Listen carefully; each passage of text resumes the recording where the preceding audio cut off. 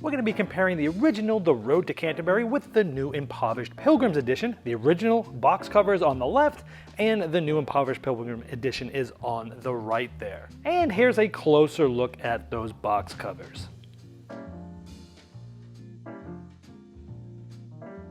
And now let's flip those boxes over to check out the back sides of them. And here's a little more detail, starting with the newer version and working our way back to the older version. Now when it comes to box size, the width and length are about the same, but the depth, it's half as deep in the new version here. So a lot of what was done with this was reducing the cost of the game to about half, allowing more players to be able to play The Road to Canterbury. The rulebook has been completely redone both in content and in the graphic design, and the newer version here on the right. Now when looking a little further into the book, the text on the new version is larger, so it's easier to read, and there's some notes that really stand out with those different headers. The original board was a single board that had folding sections, and this is where the Pilgrim Tiles would go. And so these Pilgrim Tiles would be there, and it would look something like this.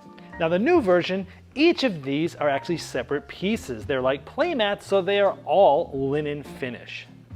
And so now you have Pilgrim Cards, which act the same, but now they're cards instead of tiles, again, keeping the cost of the game down. And here's a closer look at the back side of those Pilgrim tiles and cards respectively for the different versions. And here's what the front sides of those look like, with the new version having some additional flavor text. Now the previous version had a board with its only function to be to hold the different cards of Sin, Relic, Pardons, and the Pilgrim Tiles. And in the new version, that board's been removed to save costs, and the cards just sit next to the boards.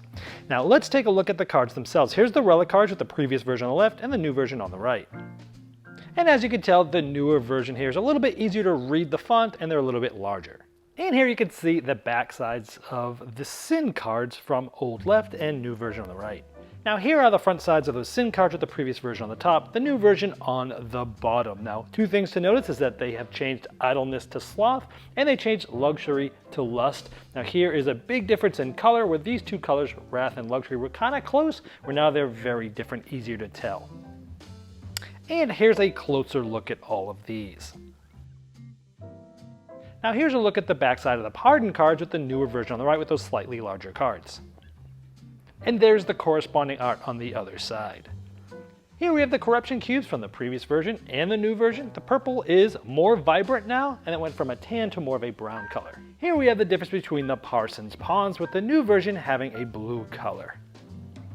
Now here we have the difference of the currency. Now there's a pretty big difference here, because in the previous version there were denominations of 1, 5, 10, and 20. In the new version, 1, 3, 6, and 20. So not only is the art a little bit different, these different values facilitate faster gameplay, because the values that you'll get often from the Pardons are 4, 9s, or 16s, and it's a lot easier to get those without having to make change so often. And speaking of this, here's the player aids. So here we have the previous version, and now we have the new version, which is less text, more iconography there, but is very cleanly laid out. For example, instead of having to read after playing a Sin, mark it in the circle of Sin, it simply just shows you it. It's a lot easier to understand and quick to see. And the other side of those player aids on the new version, it actually has some flavored text there along with the Pardoner. Now while playing, the new player aids stand up like this, so not only can you see the different actions and the endgame bonuses and such, but it also acts as a way to hide your coins, where in the previous version, you hid your coins in a bag. That's pretty much all the changes from the previous edition to the Impoverished Pilgrim Edition.